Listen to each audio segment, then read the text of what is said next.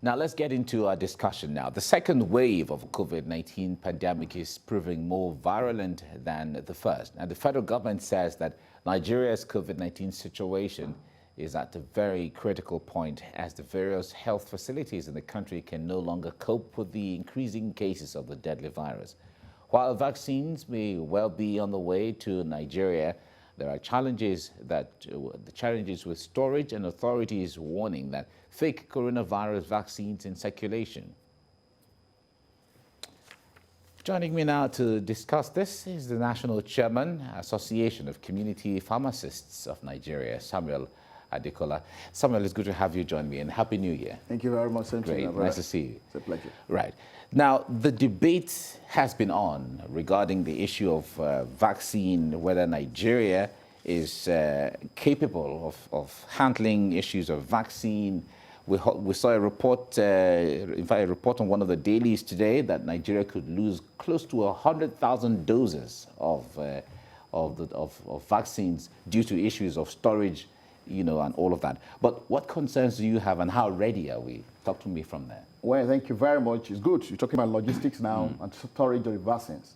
And that's very critical, sincerely, because of the type of vaccines we have right now. I mean, that we are hoping to get. Yeah. Particularly the Pfizer vaccine is the most troublesome in terms of storage.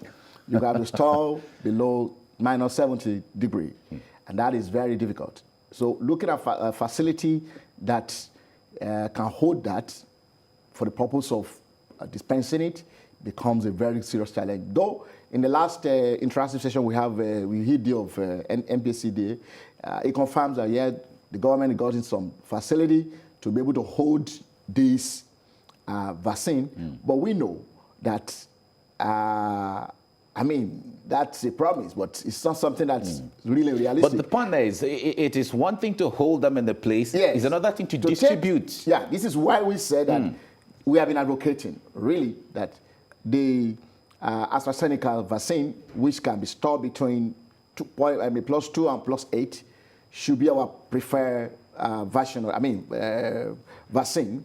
Should case Nigeria want to buy, we should not venture to buying the Pfizer vaccine because of the storage capacity. And one issue we have really also put out to the government, to MPCD, is the fact that, yes, one critical aspect or area or a segment of X sector that have this facility of storage is the community pharmacy. Because of time on labours, we have quite a number of our colleagues that have, I can tell you, 60% of community pharmacy in Nigeria will store Tamoleba between +2 and +8 conveniently. And because they are the community, we have offered our services to our government that this is an opportunity which has been taken up in the developed world. Today in the UK, the community pharmacies are already run. You go look at Highland, they are there.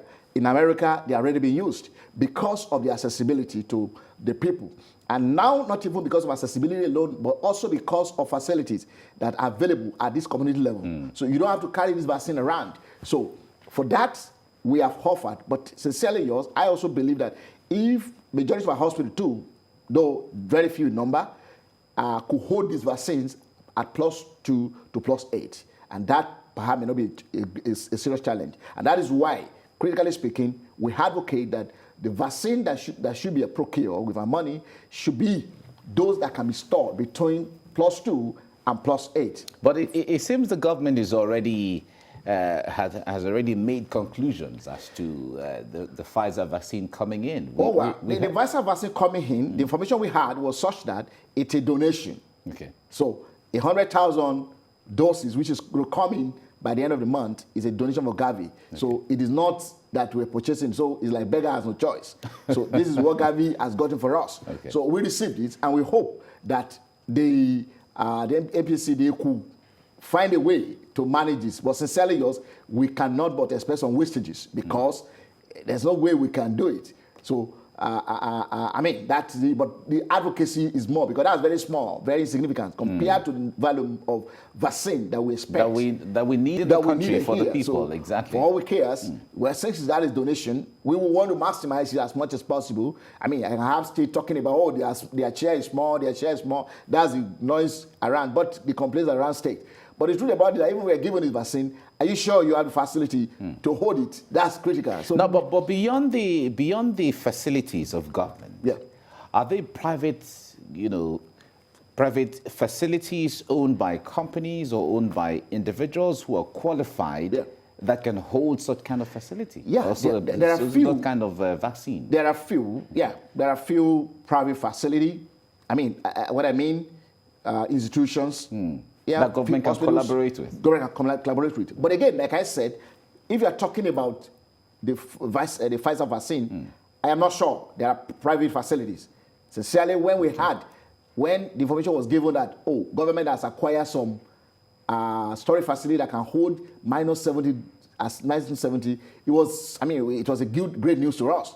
But I can say it with all sense of modesty that I'm not sure there's any private institution in Nigeria that could have that kind of storage facility to hold that kind of vaccine at this moment. And that is why we advocate for the vaccine, which we know that is common. I mean, storage that is common to us, the vaccine that can be stored between +2 to +8. All right. Another very serious concern now in the minds of government and even individuals and professionals is the issue of availability of fake vaccine. Yeah. I wonder how dangerous is that? How scared should Nigerians be? And what should government be doing? Well, especially talking about associations like yours. Yeah. Well, that is very true. It's not because it's now business is coming in. Exactly. And that's the issue. So we're contending with. And that is critical to say that the need for government to partner seriously with the right people. So that if we keep our members, particularly our members, on notice that these vaccines we have received from NAFDAC, that as of today, no vaccines has been approved to come into Nigeria. So, but now we have been here, we heard that some are circulating already, of course, which are fake. But the fact is also, apart from even this vaccine is not fake, that's even one point, the storage logistics we have talked about is a critical part of it. Because they are not going to be able to hold it even because they are not bringing it genuinely. So holding it appropriately, storing it appropriately, taking it through appropriate means will be difficult for them. And for all you cares, this will have been, next to nothing. You could just say it's fake, and because it will have lost potency. And don't forget, their interest is about selling. It's about taking advantage of our gullibility and just get something to us so that we can, and people can afford, can choose to pay anything for anything. People are desperate, so whatever you bring. That's the issue. That's the issue. That's the more reason why the government should not should not take it lightly. We should be swift about it. Yesterday I look at the number of bookings that UK government have done in terms of what they're going to receive from now to March. They had already have in millions. They don't have the kind of population we had. But you see what they had already to say, okay, by every week we're receiving this number of millions. By third week of January, they're supposed to be receiving 3 million per week. But here we're just talking about 1,000. What determines that kind of their ability to be sure of the number they're going to receive? Or they can receive for a period of time that we can't as a country. It's a booking. It's ready to pay. The manufacturer have their capacity. They can manufacture this number in this period, within this period. And as a processor buyer, you've deposited your money. Sorry, since you can manufacture 5,000 or 5 million, we are ready to take 3 million of this. So we pay. So as soon as it's done, you give us. What is the role of international politics in all of these? Well, international politics, don't forget too, as good as international politics it can be, but the point again is that regional politics also comes in. For example, the Pfizer vaccine is from America, and so you want to believe that American they will be more loyalty to their country rather than giving out. The other one, the AstraZeneca is from UK, and Johnson & Johnson other one from UK. So they will want to also serve their home people. It's clear. Yes, international policies, you want to give everybody, but because this is a matter of, there's an adage in Yoruba that says, if fire is burning and it's burning you and your child, you first remove the one in your body before you what? You remove the one in your child. In fact, even in the aircraft, they said, if there's a need to fix oxygen, you must fix yourself first. Before you help your son or your daughter, or as it may be, or your dependent. So that's the issue. So for all you cares, we may not seriously be able to be talking about international policy in this case because regional and even country-wise, you want to take care of yourself while you also give maybe a little room. But also, when it also comes to the matters of business like this, because it's also a business, then you also want to talk about what do you have to offer. That's the truth. So for example, I said I wanted 10 million, another client comes and says, oh, he wants 5 million. You understand? The one that wants 10 million will certainly get more, even if you cannot deliver all of them at the same time. So that's the issue. Based so on your request and your capacity to pay. To pay. But here now in Nigeria, these guys have been taking it since December. But we are here in Nigeria, we're just talking about, we want to appropriate, we want to discuss how much you want to use to buy. So for all you care, you have just said, well, the very first set of it, please give it to these guys who are ready before us. And that's the truth. Well, when one sits down and think about all of these, it's just so much going on and going back and forth and all of that. But talk to us. Yeah. What really happened to the local breakthroughs that were announced at one point or the other, that there were vaccines that were locally produced by Nigerians or even Africans, depending on what country? But we had come in here. I think I came either here or the other side to talk about this, saying that vaccine can be produced that form is a lie. It cannot be. Vaccine, it can just be, we just prophylactics. You understand? We are not doubting that they could be prophylactics. I mean, you give it to prevent a while, but not vaccine. Vaccine, process of vaccine production, process of vaccine, I mean, you want to talk about the clinical trials? Those are not vaccines. Yeah, but the point there is, if companies like Pfizer can come up with something within that period of time, why not Nigeria? We don't have the capacity. That's the truth. What does it take? What is the capacity? Oh my God, we're talking about. Are we talking about the intellectual capacity? The intellectual capacity is not the issue. Okay. The issue is that we don't have the what do you call it? The equipments. We don't have the R&D. But must everything go through the process that is done in America? Can't we have our own? Because especially when people are talking about the use of herbs. Yes. What if there are discoveries of the combination of some herbs locally? What we have, like I said, is prophylaxis. It could be prophylaxis. I mean, not just call it vaccine. Vaccine. But what if it's vaccine and is that not the name it would be called? If it is vaccine. Sincerely, no. You look at the process. A scientist, you know what's made of vaccine. You get my point. So yes, which is why we say okay, fine. When they were bringing the other one that time, they were bringing, Nigeria is taking 40 million of these. Fine, good. You understand? Yeah, even here, there are a number of our colleagues that also did wonderful researches and came up with certain things that could be used to prevent short time, or you use regularly, but not just to give a shot and that be it for life, or maximum you take the 2 shot maximum and that will be it. You know, even as we speak today, look at India, for example. India has gotten a kit, prophylactic kit, that comprises of certain medication, ivermectin and doxycycline and what's the last one there? I mean, in a kit, and they give it at the cost of $2.6 to their citizens. Say, oh wait, you guys take this while we are working on vaccines, while we're expecting vaccine to come. You understand? You prophylactically they are treating the guys, and that's exactly one of the things we also say we advocated at the beginning. Come, there are drugs and medication that we have also found out that are working here, and government can just come out, bring the stakeholders together. Let's look at a combination. Let's look at what people can, you understand, at least based on our economy. Look at what we can put together that people can use to get themselves prepared, fortified. Particularly, we know that the issue of COVID-19 has to do much with not even only COVID-19, the issue of virus has to do with more of immunity issue. So, and therefore, Is there any way we can fortify the immunity of the guys, of people, so that even if they're exposed to this, the effect can be minimal? All right. Now, there is the concern around the affordability of the vaccine if it comes in. Yeah. Now, there are some reports we heard that vaccine will be free to citizens. Yeah. If that is the case, amazing. Yeah. But the point there is, we also know that there are some quarters where, because people are desperate, Yeah.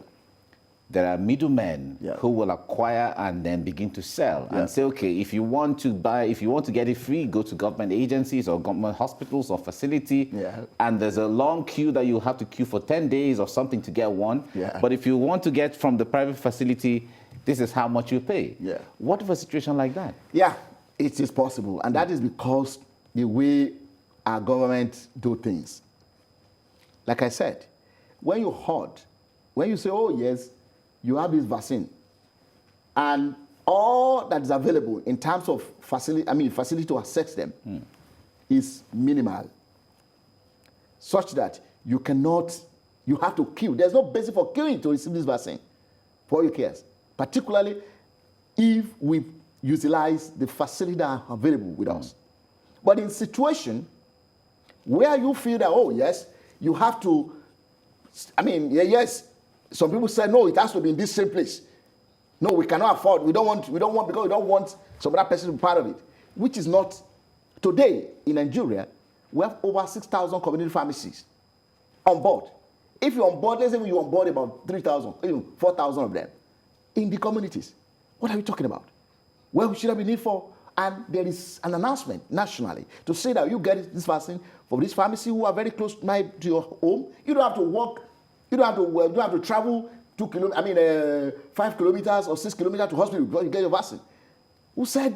You understand? But do we have that kind of a distribution template that if government has to decide to rely on it, it will be efficient? It will be efficient because it's been done elsewhere. That's the only sense of doing it in America. The only sense of doing it in all this developed world. That even but that's America. We're talking about us here, where a lot of people even talk about the data not being available, identity of people not being available. When it comes to home markings and streets and all of that, you don't have proper addresses and so on. How do we distribute? Brother, the people know who is with them. Okay. That's not the issue. Even right now, the FIP, that's the International Pharmaceutical Federation, the world body of pharmacy, is already developing a software which you can deploy a app on your phone that to book your date, book your time, you want to take your vaccine, you don't have to get to the pharmacy or even get anywhere to get it. Once you just put your time will be given to you and you come in here and take your vaccine already. So the issue of saying that we don't have data, we don't have this, that's not the issue. The issue is you cascade down. You know, in this given environment, how many pharmacies do you have? How many private hospitals that have the capacity do you have? How many public hospitals do you have? You put them on scales, put them on a table, and you say, okay, for this area, yes, we don't have hospital here. You have a community pharmacist here. Oh, in that area, you have a nursing home where you have a nurse, a primary care that can deliver it. Then you have, and as they're taking, and this is done digitally, as you're taking, you ensure that every person that must give it and must register before you administer. It's already, you already have it on a Google form or whatever way or whatever form that we are going to be taking the data, and that will also even help us so much. It is opening up and being ready to take maximum benefit. You understand? We have been static. One critical problem our health sector has had, been suffering from, is we have been static. We don't want to change. We are not amenable to changes. We don't want to move forward. We don't want to. Some persons just it must be. Who do we blame for that? Is it the government or it is the practitioners like yours? Well, it's government. It's government. When you take government, MPSCD, like I talk about, it's not government. This is the very first time. The last meeting we had on Thursday, about 2 weeks ago. In fact, when I received the invitation for that meeting, I was enthused that so it means these guys are remembering us. Well, perhaps because of the program we had in Abuja, the first day of December, which talks about involvement of community pharmacy in primary care. So perhaps. But the point is that these are government institutions. They know it. They see it happening elsewhere. So, but why must we, practitioner, in a sense, we're right. We say we're here. People are here. I've started delivering vaccine in my pharmacy since 2011. Medical doctor come to my pharmacy to take vaccines.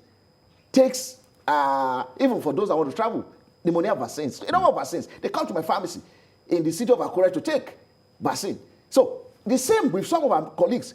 But we are saying, make this upscale it, escalate this, let everyone take advantage. There are quite a number of us, not just one, we're talking about this now. In America and other places, in this golden region, we talk about flu vaccine, that they will take their jab each year. Every day, every year you take one. So imagine how many hospitals can cope with that.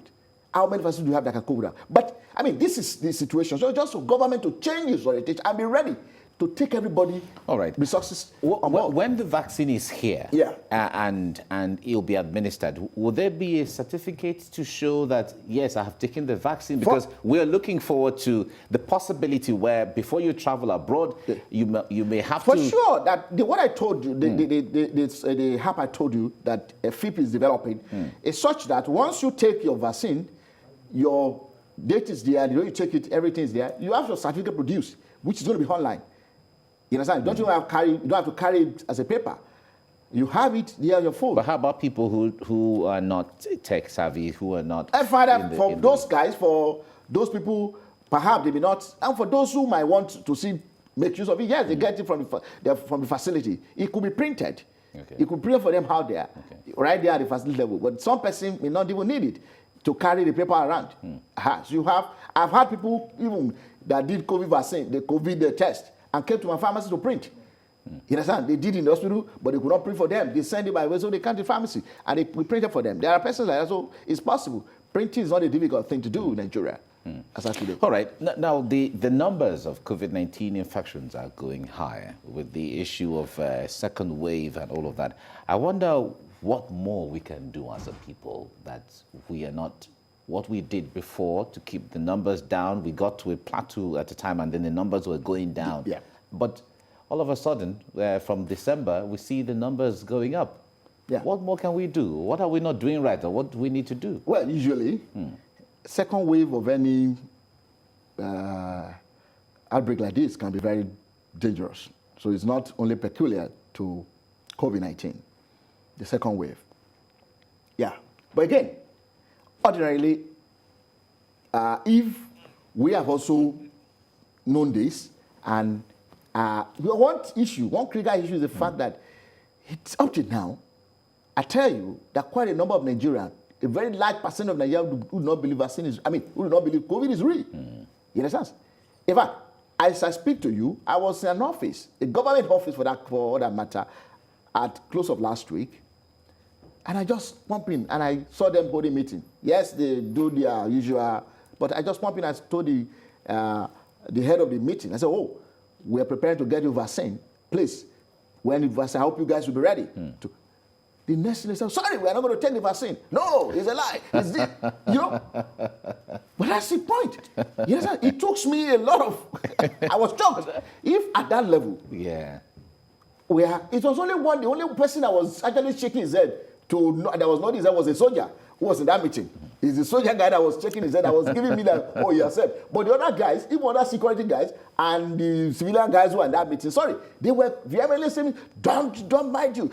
We don't go to take. You understand? That is to tell the people, one, there's this disbelief about it, about even infection itself. Oh, sorry, it's fake, it's this, it's that. They just used to get our money, they just used to do this.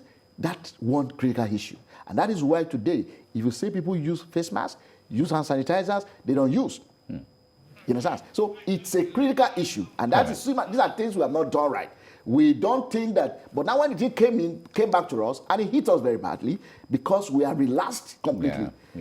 The fear that we had the first time this came was higher. Yeah, exactly. The anxiety so and everybody was trying to stay back. But people are used to it now. Now, because right now, we also look, we don't want to do lockdown because of economic implications. All right. I do hope that the messages from the people will sink down and people will take this thing seriously. But we have to end it here now. But this discussion will continue for people to be more enlightened as we get along.